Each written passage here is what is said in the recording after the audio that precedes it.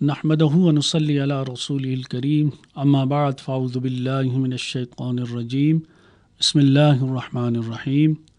سامعین محترم، ایک دفعہ حضرت داؤد علیہ السلام حجرے میں بیٹھے ہوئے زبور شریف پڑھ رہے تھے کہ ایک سرخ کیڑا مٹی میں دیکھا۔ دل میں کہا کہ اس کی پیدائش کی کیا ضرورت تھی، یعنی اس کو حقیر خیال کیا۔ اللہ تبارک و تعالیٰ نے اس کو کلام کرنے کی اجازت دے دی۔ وہ بولا کہ اے اللہ کے نبی، میرا دن تو یوں گزرتا ہے کہ میں ہر ایک دن سبحان اللہ والحمد للہ ولا الہ الا اللہ واللہ اکبر 1000 دفعہ کہتا ہوں، اور رات کا یہ حال ہے کہ ہر ایک رات اللہم صلی علی محمد النبی الامی وعلی آلہ واصحابہ وسلم 1000 دفعہ کہتا ہوں۔ اب آپ فرمائیے کہ آپ کیا پڑھا کرتے ہیں کہ میں بھی فائدہ حاصل کروں؟ پس حضرت داؤد علیہ السلام اس کیڑے کو حقیر جاننے سے نادم ہوئے اور اللہ سے ڈرے اور توبہ کی۔ اسی کا نام تقوی یا خوف خدا ہے، اور اسی کا ایک نتیجہ ہے کہ ایسا شخص کسی بھی چیز یا کسی بھی شخص کو حقیر نہیں جانتا۔ یہ وہ اندر کی صفائی یا سوچ و فکر کی صفائی ہے جو اس خوف خدا کے نتیجے میں پیدا ہوتی ہے۔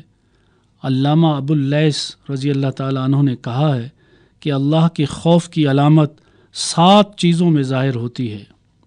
اول، زبان جو جھوٹ، غیبت، بدگوئی، بہتان و بیہودہ کلام سے باز رہے اور اللہ تعالیٰ کے ذکر، تلاوت قرآن اور علم کے تذکرے میں مشغول رہے۔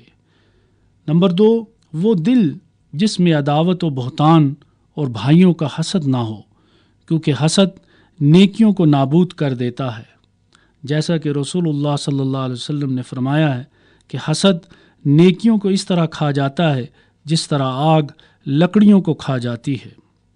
نمبر 3، آنکھ کہ اس سے حرام کھانے پینے اور حرام لباس کی طرف نہ دیکھے اور دنیا کی طرف راغب نہ ہو، بلکہ آنکھ سے عبرت حاصل کرے اور جو چیز حلال نہیں ہے اس کی طرف نہ دیکھے۔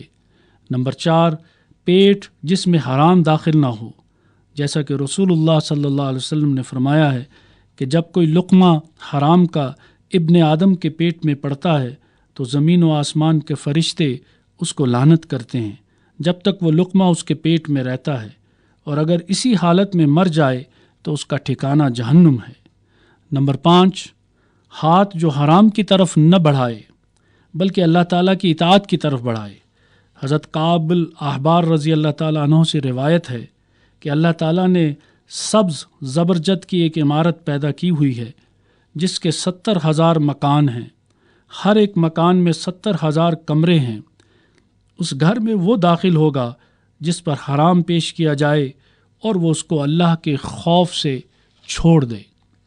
نمبر 6، قدم جو اللہ کی معصیت میں نہ چلے بلکہ اللہ کی طاعت و رضامندی اور علماء و صلحاء کی صحبت کے لیے چلے۔ نمبر 7، طاعت و فرما برداری جو محض اللہ کی رضامندی کے لیے ہو، جس میں ریاکاری و نفاق نام کو نہ ہو۔ وہ ان لوگوں میں سے ہے جن کے حق میں اللہ تبارک و تعالیٰ فرماتا ہے وَالْآخِرَةُ عِنْدَ رَبِّكَ لِلْمُتَّقِينَ، اچھا انجام آپ کے رب کے ہاں متقین کے لیے ہے۔ سامعین محترم، رسول اللہ صلی اللہ علیہ وسلم نے ارشاد فرمایا، جب بندے کا جسم اللہ کے خوف سے کانپ جائے تو اس کے گناہ اس طرح جھڑ جاتے ہیں جس طرح درخت سے پتے جھڑتے ہیں۔ بہرحال خوف خدا یا تقوی کی روش ایک ایسا خوبصورت طرز زندگی ہے جو انسان کو اس دنیا میں بھی کامیاب و کامران رکھتی ہے، اور آخرت تو ہے ہی اللہ تبارک و تعالیٰ نے ان متقین کے لیے رکھی ہوئی۔ اللہ تبارک و تعالیٰ سے دعا ہے کہ وہ ہمیں اس دولت سے مالا مال فرمائے۔ آمین۔ وآخر دعوانا ان الحمد للہ رب العالمین۔